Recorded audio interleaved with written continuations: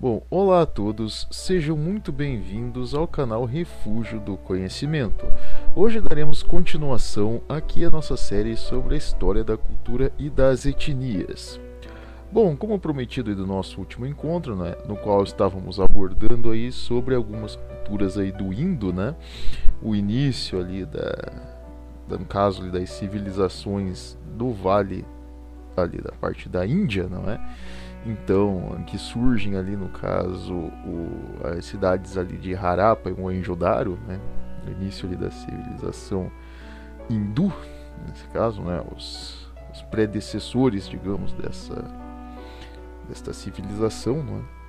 Aí nessa época do período da dita Idade do Bronze, agora iremos migrar aí para outra região, não é? Vamos sair aí do Vale do Indo e vamos diretamente novamente, não é, para a região da Mesopotâmia. E hoje vamos abordar aí sobre talvez uma das mais importantes civilizações ou povos, digamos assim, deste período antigo, o qual, digamos, tem um lugar especial, digamos, né, até porque molda, digamos, é o início, né, do que podemos dizer aí hoje da nossa civilização ocidental, ou parte do que se diz respeito à nossa civilização ocidental e mesmo a nossa própria crença, não é? As raízes de nossa crença, que viria a ser aí o povo hebreu, né? Então hoje vamos abordar aqui sobre os hebraicos, né? Então também, obviamente, como outros povos aí da dita Idade do Bronze, não é? Ou as primeiras civilizações aí, né? Constituições de civilizações humanas, né? A civilização hebraica, ela com certeza tem um lugar de destaque, inclusive em relação a questões de crença, em relações a questões humanas, em relações sociais e também na parte organizacional. Digamos, eles têm um destaque, até um diferencial, digamos, em relação a outras culturas, as quais aí nós vamos destacar hoje, né? Então fiquem ligados.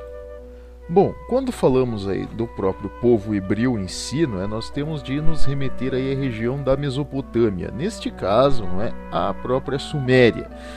Então, se, digamos, retornarmos aí à questão da própria história, não é, do dito Antigo Testamento, não é, que nós conhecemos hoje, nós podemos dizer aí que há um período, né, aquele período lá, ali digamos, da própria Suméria em si, né, os ubaidianos, que nós chamávamos aí, ou digamos, eram acostumados a serem chamados de os degradados filhos de Eva, não é? Digamos, essa descendência inicial aí dos seres humanos, que ela meio que, digamos, se degrada, ela se destrói e ela se leva aí a um, digamos, período de paganismo, não é? Que viria a ser aí relacionado à região da Mesopotâmia, relacionado a estas primeiras proto-civilizações, né, que vão se consolidar ali no caso em impérios, né, como o caso da Suméria. E, digamos, juntamente com os sumérios, você tem ali convivendo junto, né, deste povo sumério algumas outras tribos, né, como os edomitas, os elamitas, entre outros ali na região. E entre estas tribos constam algumas famílias as quais, digamos, seguiam ainda alguns preceitos, digamos, relacionados à própria ótica divina em si, não é? Digamos, ao monoteísmo, que nós podemos chamar, né? E, digamos, é nessa região da Suméria, não é, na cidade aí de Ur, praticamente o centro religioso da Suméria, em que um dos indivíduos ali, um jovem, não é, o filho de uma moça chamada Maat, né, um indivíduo chamado Abraão, ele vai ter uma visão, né, ele vai ter uma epifania, um contato ali diretamente com a própria divindade em si. Não é que a gente poderia chamar de epifania, né, um sonho, um contato, como podemos dizer assim, digamos, não um transe, mas sim um contato, uma visão direta, né? Uma revelação, como nós costumamos chamar, não é? Um contato direto ali com a própria divindade, nesse caso com o Deus Javé, nesse caso Deus, né? A divindade, né? Então, através deste contato, digamos, ele recebe uma revelação da qual ele seria incumbido, né, desta tarefa de, digamos, conduzir estas famílias, né, estas famílias aí que seguem, digamos, este preceito, né, do monoteísmo, o preceito ali da crença à divindade, de deixarem, né, a região da Mesopotâmia, a região ali entre os rios Tigre e Eufrates, né, e migrarem à dita Terra Prometida, né, ou Canaã, como queiram chamar, né, a região aí prometida para os hebreus, né. Canaã, que na tradução seria a terra ali onde corre o leite, né, a terra onde corre leite e mel, né, região ali digamos, de prosperidade, de paz, né, para o povo aí que segue, digamos, a divindade, que segue a Javé. Então, quando você leva em conta essa questão, né, os hebreus eles se originam, digamos, a partir desta revelação, né, desta busca aí segundo o próprio ensinamento divino, né? Então eles têm um contato através dessa epifania, né, com a divindade, e através deste contato, né, direto, eles irão seguir este caminho, né, essa migração. Eles sairão da região da Mesopotâmia e migrarão sentido mais ao ocidente, né, a região, digamos, ali da dita Península do Sinai, né, como nós costumamos chamar, uma região um pouco mais que é uma mistura, digamos, né, de área desértica com área idílica. Então você tem algumas regiões mais propensas à vida, como outras regiões mais desérticas, né? E um fato que se faz muito interessante, né, em relação aí aos hebreus é de que, digamos, eles são um povo itinerante. Então eles se diferenciam, digamos, desses outros povos estabelecidos em um local, como o caso dos próprios sumérios, ou no caso ali dos primeiros povos do Indo, ou mesmo a dinastia Cheng na China, outros que se estabeleciam em um local específico. Os hebreus eles eram um povo itinerante, porque ele não tinha um local fixo. Então quer dizer, digamos que eles surgem justamente neste caminho para o encontro à Terra Prometida. Então eles viviam migrando em busca desta terra, digamos, sendo sinalizados, né, no caso, por esta epifania, por este contato, né, por estas revelações quanto à própria divindade em si, né. Bom, então, em relação à própria divindade em si, nós já temos que abordar inicialmente que eles eram monoteístas, né? Então eles têm aí uma diferenciação em relação à questão de outras crenças politeístas, né? O que, digamos, vai fazer surgir um conjunto de regramentos que já abordaremos aí em seguida.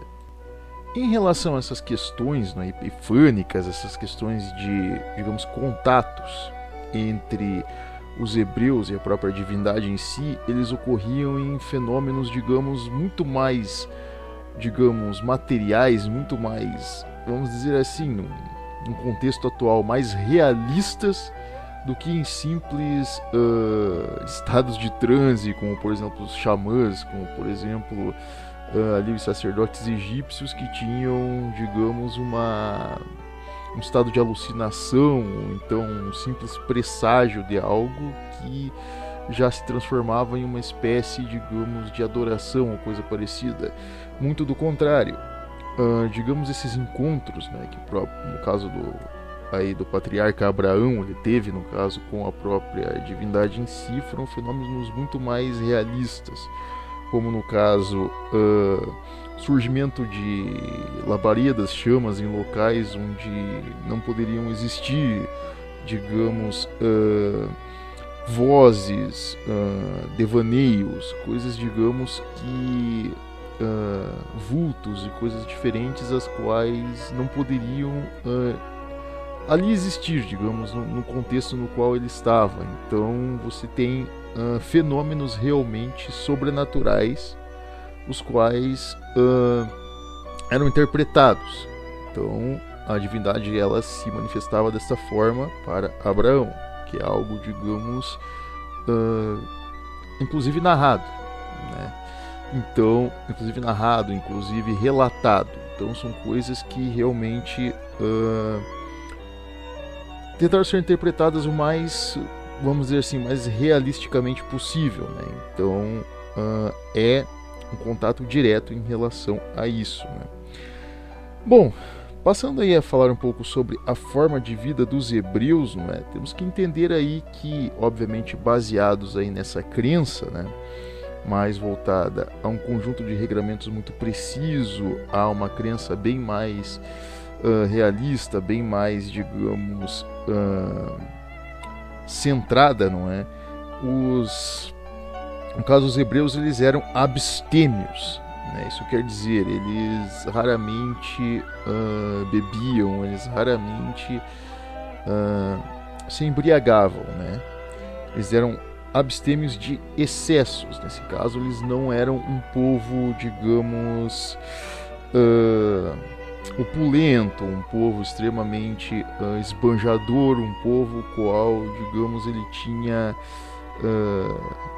vamos dizer assim, uma palavra mais próxima, fetichismos. Não era um povo, digamos, que ostentava muitos luxos, que ostentava, digamos, pedras preciosas, um povo que estava em busca, digamos, de opulência, como era o caso dos egípcios, como era o caso dos sumérios, como era o caso, por exemplo, dos povos do Indo, que trabalhavam, que tinham muitos ourives, trabalhavam ouro, trabalhavam lápis-lazuli, trabalhavam rubis, esmeraldas e outras pedras preciosas.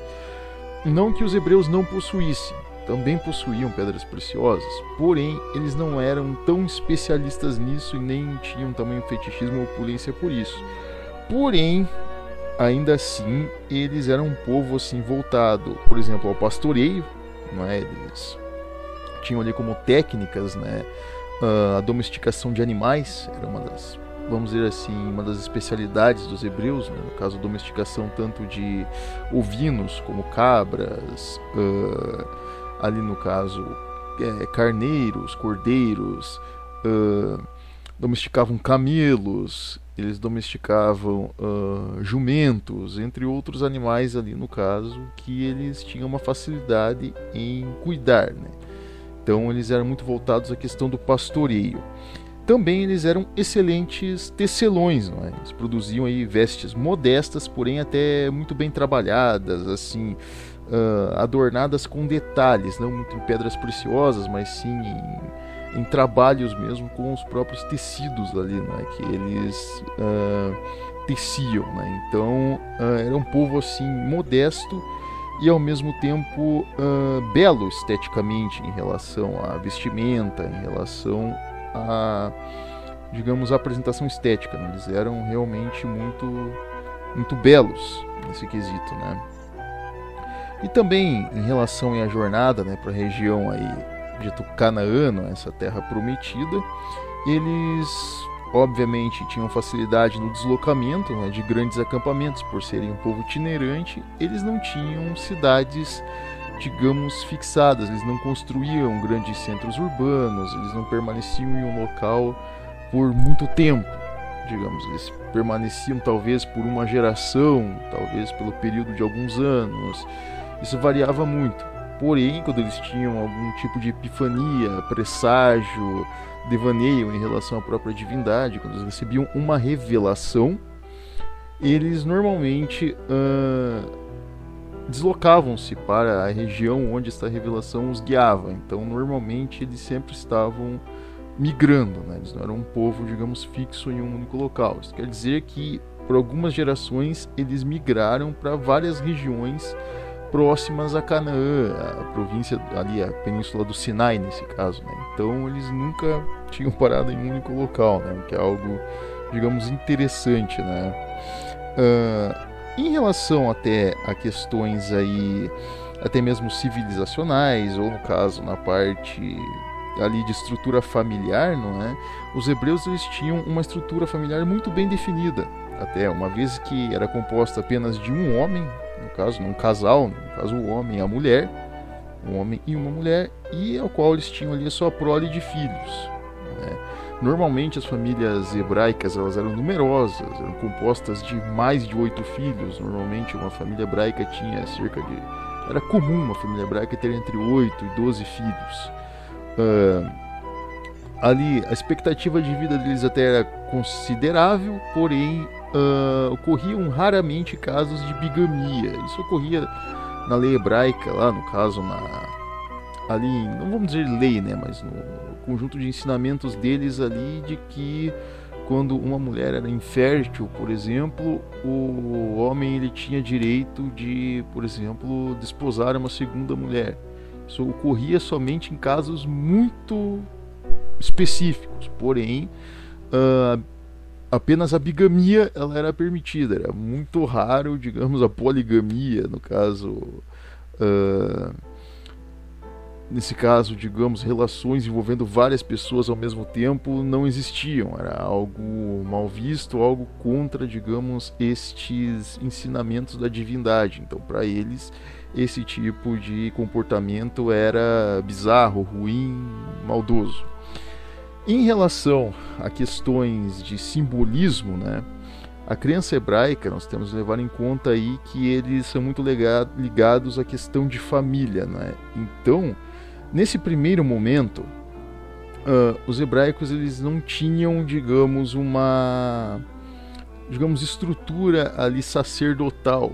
O que eles tinham mais próximo, digamos, disso era a figura do ancião, do indivíduo mais velho da família, o tronco principal, a ramificação principal, que vem a ser ali o patriarca, não é? Ou o homem mais velho da família, o qual, digamos, ele conduzia ali a questão dos ensinamentos a serem passados para as gerações seguintes, não é?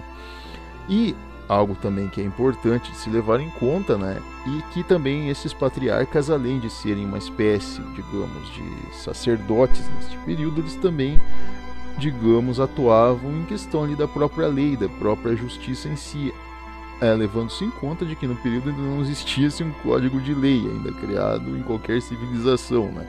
Porém, eles seguiam, digamos, uma espécie de justiça baseada nessa questão da hereditária ali de se, digamos, transferir, né, esses conhecimentos de geração para geração. Então, o patriarca era ao mesmo tempo sacerdote e ao mesmo tempo uma espécie de juiz, né, ali dentro da tribo, né. Então é um fato a ser levado bem em conta, né. Nesse caso, vamos dizer assim, que diferentemente até de outras culturas aí, né, que selecionavam xamãs e sacerdotes e por meio de rituais muitas vezes bizarros, né, nesse caso os patriarcas eles são esse diferencial, né. Bom, normalmente as pessoas elas sempre associam, não é, o hebreu, né, o indivíduo hebreu, a uma pessoa que ela tem uma certa facilidade em negociar, não é? Enfim, ao dom do comércio, digamos, né? De você ser um bom comerciante, né? Isso é um fato real, realmente desde o período ali do início, né, da civilização hebraica, os hebreus eles eram, digamos, especialistas, digamos, na arte de realmente negociar. Eles praticavam, obviamente, no período não existiam ainda moedas muito bem específicas, então a negociação era feita através do escambo, né, a troca de mercadorias. E os hebreus eles eram, digamos, peritos na arte do escambo mesmo. Eles tinham uma facilidade em relação a isso, né? Então, mesmo ele sendo um povo itinerante, um povo que ele não era tão habituado à questão, por exemplo, da agricultura, ainda assim eles conseguiam negociar com outros povos, com tribos, digamos, ali as quais eles tinham um certo contato ali temporário. Eles conseguiam negociar animais, negociar, digamos, ali tecelagens e outras, digamos, outras mercadorias as quais eles mesmos faziam, não é, suas produções por, digamos, grãos, por agricultura, por pedras preciosas. Então eles normalmente conseguiam negociar muito bem, né? E Inclusive, isso até, de certa forma, auxiliava no próprio cardápio deles. Lembrando aí que a culinária hebraica, ela, mesmo sendo um povo itinerante, eles tinham uma culinária muito rica. Uma vez aí baseada tanto na parte de carnes, não é, como no caso ali de ovinos, nesse caso ali caprinos e outros, né, no caso carnes leves, não é, peixes, não é, também eles eram pescadores também, e nesse caso grãos, ali a fabricação do pão, né, para eles o pão e as tâmaras eram, digamos, parte da dieta principal, né? O trigo e, nesse caso, as tâmaras, né? E eles criam uma espécie de receita, não é, do próprio pão em si, que eles utilizavam, que é, digamos, a própria farinha em si, né, ali ralada do trigo, e água, não é? É uma receita até um pouco, digamos, arcaica, não é, antiga, mas que, obviamente, posteriormente ela vai ter um simbolismo, vamos dizer assim, crucial na história humana, mas neste período é uma receita aí que ela vai, obviamente, perdurar por milênios, né, na fabricação do próprio pão, né?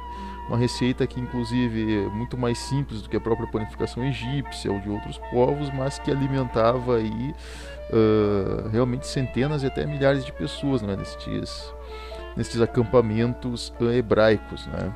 Algo aí que fazia parte até da dieta básica, né, e movimentava aí esta civilização.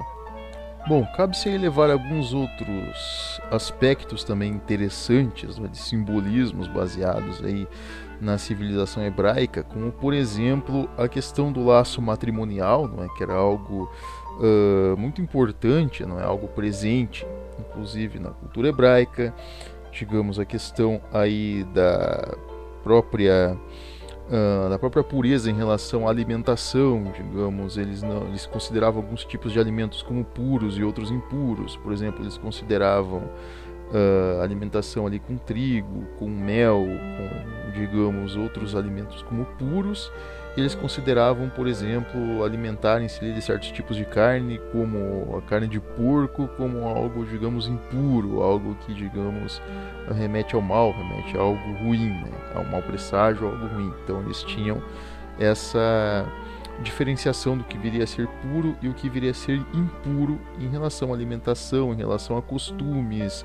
Então alguns costumes os levavam a, por exemplo, se tivesse alguns tipos de contatos, a depois lavarem-se de uma forma correta. Então os hebreus, eles tinham, digamos, costumes muito bem específicos e muito bem regrados em relação tanto à religiosidade quanto ao comportamento social.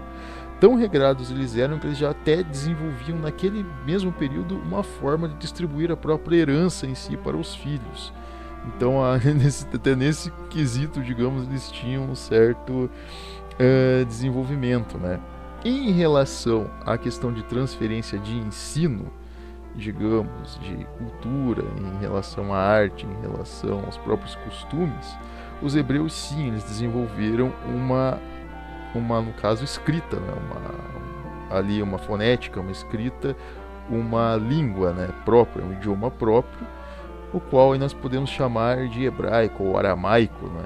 Extremamente antigo, né? Até, digamos, poucas pessoas elas conseguem traduzir, não é, o aramaico, um idioma extremamente antigo, né, e complexo. E aí o próprio idioma hebraico em si, né? Então eles têm uma própria escrita, né, a qual eles irão aí, obviamente, transmitir o seu conhecimento para outras gerações através de pergaminhos, né, aí desenvolvidos por eles, não é? Pergaminhos muito arcaicos, os quais eles vão passando de geração em geração esse conhecimento através dos patriarcas. E esses pergaminhos aí sagrados, não é, para os hebreus, eles são conhecidos como Torás, né?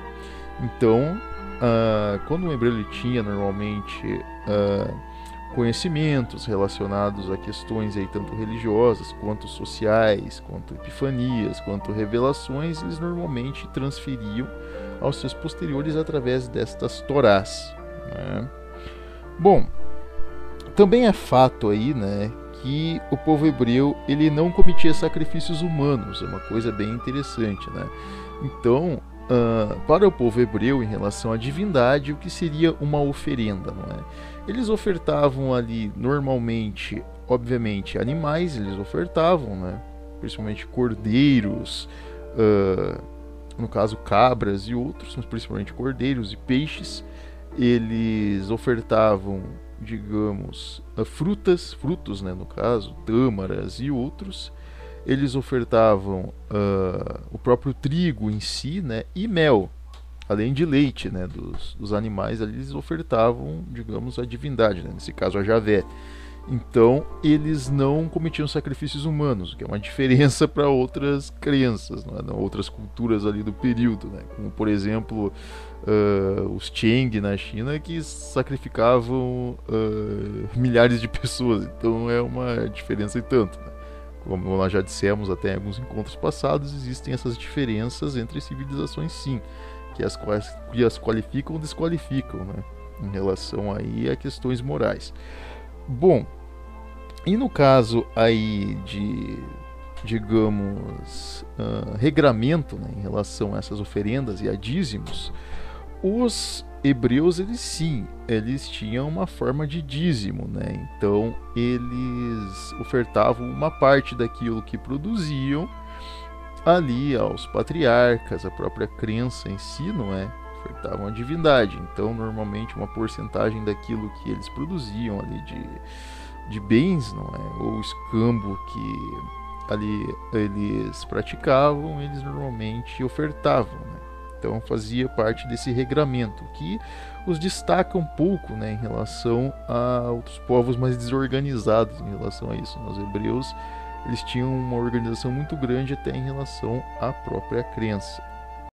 Bom, nós podemos dizer também, não é, que em relação a essa questão de itinerância, né, de serem aí um povo itinerante, um povo que não se estabelecia em um local específico, de certa forma, os hebreus eles tiveram algumas vantagens, não é? Em relação a, de certa forma, até terem sido abençoados, digamos, né, pela própria divindade em si, no caso por Javé, de não terem encontrado grandes desafios em relação a conflitos com povos vizinhos, entre outros, até porque, digamos, eles não se fixavam em um local, não é? Diferentemente, por exemplo, dos próprios sumérios, que tinham ali os edomitas, os elamitas como inimigos eternos ali, que os enfrentavam diretamente, ou os egípcios, que tinham ali os próprios, no caso ali, os núbios, né, como inimigos, ou os próprios Cheng, que tinham várias tribos em volta, enfim, então, com tanta fúria deles, né, pelo que eles faziam. Os hebreus, de outra forma, eles não tinham esse problema em relação a sempre estarem se locomovendo. Então, eles tinham pouco contato com povos vizinhos, né, com outros povos. No máximo, contatos comerciais, como escambo, como troca de mercadorias. Então, pouco interferia na vida deles neste período, né? Porém, em certa parte, eles tiveram uma certa desvantagem. Porque jamais nesse primeiro período, né, eles sequer construíram uma estrutura permanente, como algum tipo de edificação, algum tipo de local ali de permanência, como também eles não se desenvolveram em relação à questão bélica. Normalmente, através do escambo, eles conseguiam adquirir alguns materiais bélicos, ali, armas, não é? No caso, ali alguns tipos de lâminas, porretes, facões e outras coisas neste quesito, né? E ferramentaria ali básica que eles utilizavam, né? Que ali para a sua subsistência. Então, em relação a forjarem metais, por exemplo, né? Os hebreus eles não tinham essa habilidade, né? Comparados aí, por exemplo, aos egípcios, aos sumérios, eles não tinham a habilidade ali de forjar, por exemplo, o bronze ou o próprio metal em si, né, o ferro, né? Então eles não tinham essa habilidade, né? Então a maioria do que eles possuíam era normalmente ali conquistada por escambo, né? No caso da organização social, não é? Eles não possuíam cidades constituídas em relação a isso, né? eles viviam distribuídos em espécies de clãs itinerantes, né, ou tribos. Então, através ali da descendência de Abraão, você vai ter algumas tribos, né, que vão ficar ali, digamos, vamos dizer assim, perambulando, né, mas ficam ali, digamos, nesta região do Sinai ali se locomovendo, né. E dentre estes clãs, né, destacava-se talvez um dos principais, né, que inclusive citado na própria Bíblia, no Velho Testamento, né, que viria a ser aí no caso, o chefe de tribo Jacó, né, um dos personagens aí, não vou dizer personagem, né, mas uma das figuras mais conhecidas aí, né, no caso do Velho Testamento, né. E Jacó, ele, no caso a tribo dele, né, ela compunha-se de muitas pessoas, era uma tribo até bem numerosa, até bem estruturada em relação ali a, digamos, pastoreio, era muito bem suprida, né? E, obviamente, além de sua tribo ali, acompanhavam-se também os seus filhos, né? Ele tinha uma família muito numerosa, inclusive já havia passado por 4 casamentos praticamente, essas 4 esposas chegou a ter mais de 10 filhos, e digamos que o seu favorito, de certa forma, não é, viria a ser aí o seu filho mais novo, né, chamado de José, né, que nós vamos abordar um pouquinho aqui sobre ele. Bom, no caso de José, né, o que se destaca neste indivíduo, né, nesta pessoa aí, dentro da história, é que a simplicidade, né, essa, digamos, submissão a Javé, não é, essa fidelidade a Javé, ela causava, digamos, tanto aí uma grande empatia, não é, uma grande simpatia, um grande amor, um grande afeto por parte de seu pai, né, o próprio Jacó em si, mas também a ira dos seus irmãos. Então os irmãos de José realmente nutriam uma certa fúria, um certo ódio por ele, né? Pelo amor, no caso, que o pai de José tinha por ele, né? Bom, essa tamanha fúria, não é? Ela acaba meio que levando aí os filhos, né, no caso aí de Jacó, a, digamos, chegarem ao ponto extremo, né, de quando esse rapaz, o José, ele completa 18 anos, eles armarem aí uma espécie de cilada, não é? O atiram em um fosso e o vendem como um escravo, né, para ali um grupo de mercadores, né? E esse grupo vai acabar levando, no caso José, como uma mercadoria, nesse caso, até a região do Alto Egito, né? Coincidentemente, para o pessoal entender um pouquinho em relação a esse período histórico, né? Pois muita gente ela não consegue compreender alguns fatos em relação aí à história hebraica em, digamos, confluência aí com a história egípcia, né, dessas duas civilizações. Ocorre que nesse período em que José ele é feito de escravo, né, no caso ali pelos próprios irmãos, né, e vendido por 20 moedas para estes mercadores, ele é conduzido ao Alto Egito justamente no período da dita 17ª dinastia, né? Período onde os Ixos eram, digamos ali, os faraós, né, do Egito, que é um período aí em que, digamos, não há, digamos, vamos dizer assim, uma cultura de escravidão no Egito, na 17ª dinastia, até porque os Ixos eram propriamente estrangeiros também, então, em terras egípcias. Então, eles eram muito mais beligerantes, mais guerreiros contra ali os núbios, contra invasores de outras terras, e ao mesmo tempo eles eram até um pouco mais simplórios em relação à própria população egípcia e não muito simpáticos a alguns sacerdotes, digamos, ali do próprio Egito em si, né? Então eles divergiam. E no caso José ele vai ser levado aí como cativo justamente nesse período, né?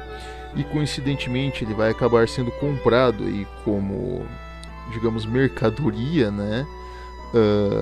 Aí justamente, né, no caso pelo oficial da guarda do próprio faraó na época, né, o faraó Apop, né? E nesse período José ele acaba meio que servindo, né, como uma espécie de criado, na casa, digamos, desse oficial da guarda. E, digamos, pela sua castidade ali, pela sua fidelidade e submissão justamente aos, digamos, princípios, né, aos, digamos, ordenamentos ali hebraicos, ele não, digamos, se rendeu ali ao costume egípcio, algo que, digamos, de certa forma causava ali admiração por parte do seu amo, ali no caso, né, do oficial da guarda, mas também causava a ira da mulher do oficial da guarda, a qual era muito promíscua e normalmente ela tentava abusar, não é, de seus escravos, né? E conta-se aí que José ele se negou, né, no caso, a manter relações com com esta mulher, né?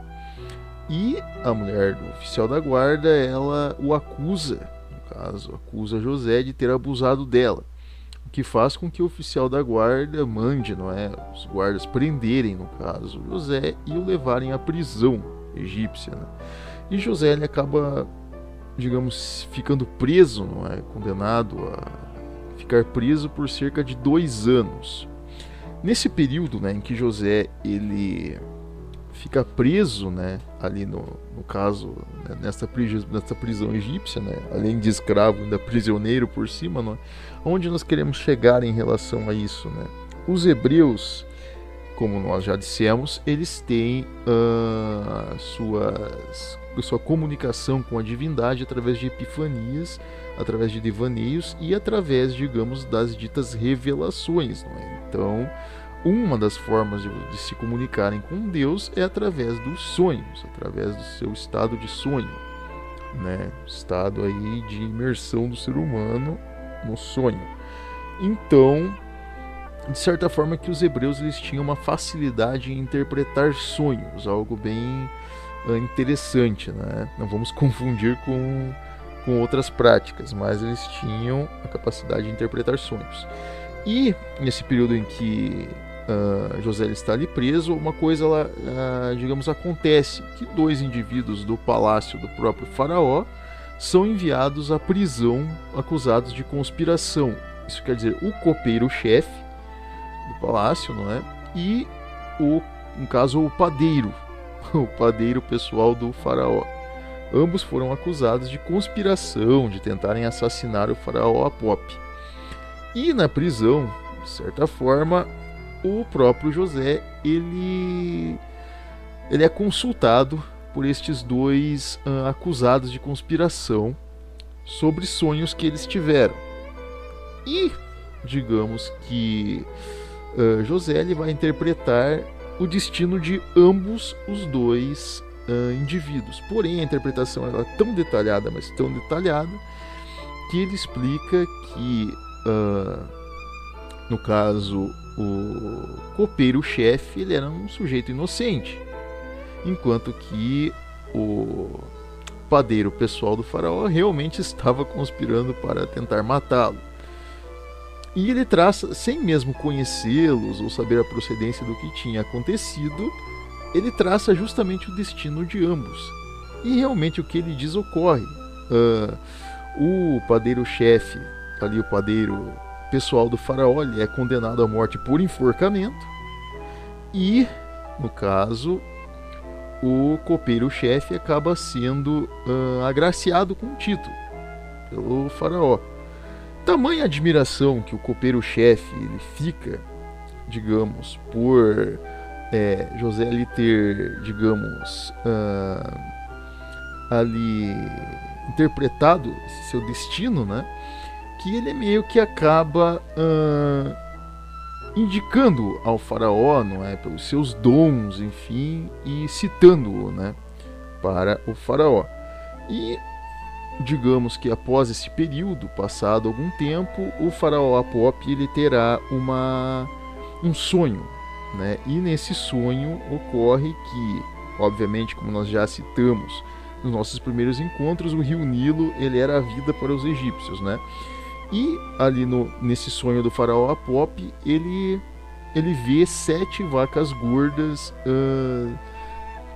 digamos, pastando ao entorno do rio Nilo. E de repente ele observa 7 vacas magras devorando, literalmente, se alimentando dessas 7 vacas gordas, né? E no caso, esse sonho ele intriga o faraó Apop e ele pede que, digamos, o copeiro-chefe traga este indivíduo, né, este prisioneiro que decifra sonhos, um indivíduo chamado José, e leva o José à presença aí do faraó, né? José, obviamente, naturalmente, que tenta interpretar os sonhos, né, esse sonho aí do faraó. E é uma interpretação muito precisa, como a de um profeta.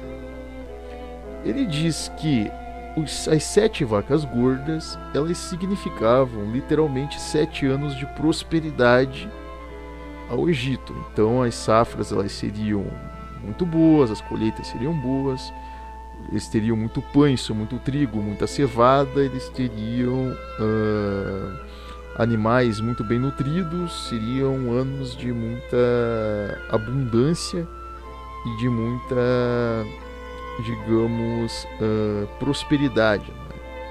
Seriam aí anos de muita fartura, né?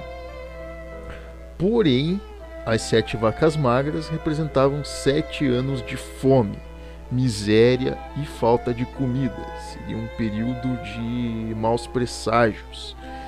Então o faraó ele fica muito tocado com aquela interpretação e ele agracia José, ele tira José da prisão e o faz de José o seu conselheiro pessoal.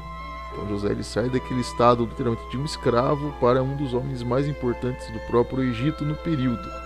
Então este faraó Ixo ele faz de um estrangeiro dentro do Egito, faz de outro estrangeiro, no caso um hebreu, o seu conselheiro pessoal. E obviamente que José, em sua submissão, em sua disciplina ali, nessa disciplina centrada, não é, do próprio hebreu em si, ele digamos, trabalha como um importante servo, ele se prostra ali, digamos, como um indivíduo de confiança no próprio faraó, né? Não por ele ter a compartilhar da mesma crença, ou, enfim, em relação a ali divindades, mas sim pelos seus valores, né? Os valores hebreus, eles causarem, digamos, essa admiração, né, ao próprio faraó Ixo em si. E o que ocorre? Justamente o que José, ele, digamos, interpretou, realmente ocorre. Ocorrem 7 anos de extrema fartura. O Egito, digamos, tem muitas colheitas boas, tem animais muito mais nutridos, forjas cada vez mais desenvolvidas na parte de bronze, entre outros. Então eles se desenvolveram nesses 7 anos. E, obviamente, eles estocaram todo o seu excesso de colheitas, de abundância, as quais não eram, digamos, consumidas pela população egípcia, o faraó guardava. Então eles providenciaram celeiros, providenciaram locais, digamos, né, silos, para se guardar, digamos, todo este excedente, né? E passado esse período de fartura, realmente vieram 7 anos de miséria, não é? Tanto que o termo popular até hoje ele permanece, não é? Os ditos períodos de vacas magras, não é? Então foram 7 anos de vacas magras e muita miséria. Então é um período que coincide também, não é, em relação aos relatos de que muitos dos povos que viviam em torno do Egito, como os núbios, como alguns povos do Oriente Médio, assim como os próprios hebreus em si, aqueles, no caso, os próprios irmãos, né, de José, que, enfim, o tinham feito como escravo, eles meio que também entram nesse período de fome, né? Eles também acabam sofrendo, né, com esta seca, com esta falta de alimentação. E José, ele, obviamente, seguindo os preceitos aí de Javé, não é? Aí a própria ótica de Javé, né? Ele tem piedade dos irmãos dele, né? Ele se comove com a situação dos seus irmãos, no caso de sua família, né? E ele, pede permissão ao faraó Apop, justamente para trazer, né, tanto a família dele quanto as tribos ali, não é? Algumas das tribos as quais, digamos, talvez as principais tribos ali hebraicas no período, que migram em caravana para o Egito, né? Justamente por ser uma terra aí com maior abundância, né? Que tinha aí, digamos, guardado todo esse excedente, né? de agricultura, de produção, né? Aqueles períodos de fartura, né? E, obviamente, o faraó Apop, reconhecendo aí a importância, no caso de José, ele cede uma parte, digamos, uma porcentagem deste excedente, não é, para que José ele possa alimentar o seu povo. Então, realmente, inicialmente, quando o povo hebreu ele migra para o Egito, digamos que ele é muito bem tratado pelos egípcios. Justamente, eles são bem acolhidos, eles têm, digamos, abundância em relação à alimentação, eles, digamos, são agraciados, né? Realmente um milagre divino, né? Milagre de Javé, né? Então Deus ele realmente providencia a eles esse milagre, né? Digamos que eles tenham aí alimentação, que eles tenham um conforto maior que outras civilizações aí pagãs nesse período acabaram adoecendo, né? Justamente em relação a este período de fome, né? Porém, a sorte hebraica, digamos, né, e essa bênção, não é? Ela é boa, é algo bom, mas o povo hebreu ele passaria por talvez aí a sua maior provação nesse período, que é justamente no fim dessa dita 17ª dinastia. Por quê? Os Hicsos eles eram um povo estrangeiro, porém obviamente miscigenado ali ao povo egípcio. E alguns grupos de sacerdotes egípcios, algumas regiões do Egito, digamos, não concordavam com o regime Hicso, ou enfim, não foram tão bem agraciados em relação a estes períodos de seca, né? Então, eles não tiveram tanto acesso à alimentação quanto alguns outros povos, como os próprios Hicsos, os egípcios que simpatizavam com os Hicsos, e os hebreus tiveram, digamos, em relação à alimentação. Então eles não tiveram essa mesma, digamos, este mesmo olhar, não é? Aí por parte do faraó. Então eles se revoltaram.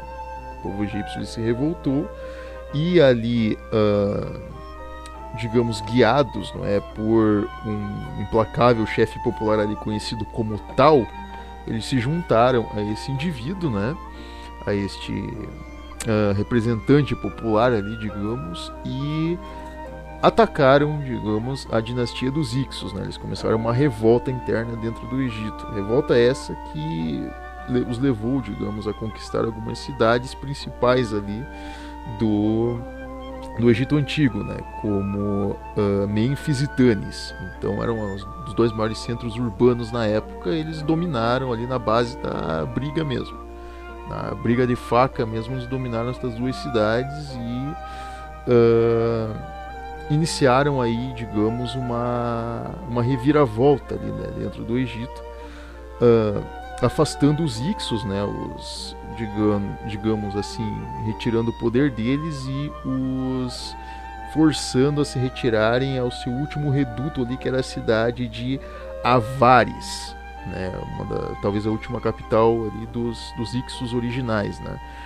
E conta-se aí a história, não é, o relato de que José do Egito ele morreu justamente defendendo, no caso, ali, os Hicsos em uma batalha contra estes revoltosos, né, nessa cidade de Avares. Foi aí a queda mesmo dos Hicsos, né. E com a derrota deste povo, né, no caso os egípcios aí, esse povo miscigenado egípcio, ele conseguiu recuperar o poder e iniciaram aí a dita 18ª dinastia, que ela simpatizava, digamos, com a sua própria população e não era lá muito amigável aos estrangeiros, né? Nem mesmo os Ixos, nem mesmo os núbios, tampouco com os hebreus, né? Então, o que acontece? Os mesmos hebreus que haviam, digamos, se assentado ali na região do Egito, que haviam recebido toda essa, digamos, recepção calorosa do então faraó Apop, né? Eles acabaram sendo aí, digamos, eles acabaram perdendo gradativamente aí a sua liberdade, né? Desde aí o faraó Amossis I, né? Eles acabaram desde o período desse faraó, no início da 18ª dinastia, ali depois com Hatshepsut e outros faraós, eles perderam gradativamente a sua liberdade, não é? Então, o que inicialmente eles tinham a liberdade de ir e vir, em cerca de 2 séculos eles se transformaram eles acabaram virando escravos completos, não é? Sendo utilizados como mão de obra para a construção de grandes estruturas egípcias, obeliscos, palácios e outras coisas, não é? Que os vai levar, né, essa grande provação, né? E até no caso ocorrer coisas assim bizarras, como por exemplo assassinato de crianças e outras coisas que os próprios faraós egípcios, né, como o caso de Ramsés I, né, acabaram cometendo, né, contra os hebreus, né, atrocidades aí em relação a tratamento totalmente desumano, né? Até, obviamente, inclusive vamos abordar aí no nosso próximo encontro aí, né, o surgimento aí de Moisés, né, no caso o profeta aí Moisés, o libertador, no caso aí dos egípcios, né, que no caso aí sendo o representante da voz do próprio Javé, né, de Deus, aí vai libertar o povo hebreu, né, do jugo dessa dinastia egípcia, né, no caso no período lá de Ramsés II. Então a gente vai chegar aí nesse contexto no nosso próximo encontro, né? Espero que até aqui vocês tenham entendido um pouco aí em relação à questão do início, né, da cultura hebraica em si, né? Um povo que ele começa nesse primeiro período como itinerante, né? Um povo que se locomovia, não era um povo, digamos, meio nômade, né? Mas ao mesmo tempo com uma crença muito bem centrada, uma organização social muito bem centrada, muito bem desenvolvida, com uma escrita, com uma forma de linguagem muito bem desenvolvida. Então, como se dizem, não só a opulência ela gera, digamos, o desenvolvimento moral ou estético ou mesmo civilizacional, não é? Ele não, nem, digamos assim, nem esses quesitos materiais realmente se levam em conta no desenvolvimento civilizacional, e sim um código de ética muito bem desenvolvido, um código religioso, um código moral bem desenvolvido que, digamos, leva aí um povo a realmente se desenvolver, né? Uma civilização e uma cultura. É talvez um dos maiores ensinamentos, uma das grandes heranças aí dos egípcios, no caso dos hebreus, né, vem a ser justamente a questão aí do seu código de leis, né, da sua forma aí, digamos, inicial, não é, dessa, digamos, submissão total à sua crença, não é, realmente a centralização quanto à crença, né, algo realmente fabuloso. Bom, mas no nosso próximo encontro ali estaremos abordando justamente sobre a parte aí relacionada a Moisés, não é? Essa busca aí pela dita terra prometida, não é? Esse retorno dos hebreus à região aí da península do Sinai, não é? Se libertarem do jugo do faraó e migrarem aí novamente em busca aí de realmente se estabelecerem, né? Nesse local aí conhecido como a península do Sinai, até criarem aí o seu próprio reino, né? Com talvez seu maior rei, aí, seus 2 maiores reis, né, que foram Davi e, no caso, Salomão, né? Então chegaremos aí no nosso próximo encontro, né? Então desde já eu agradeço aí a atenção.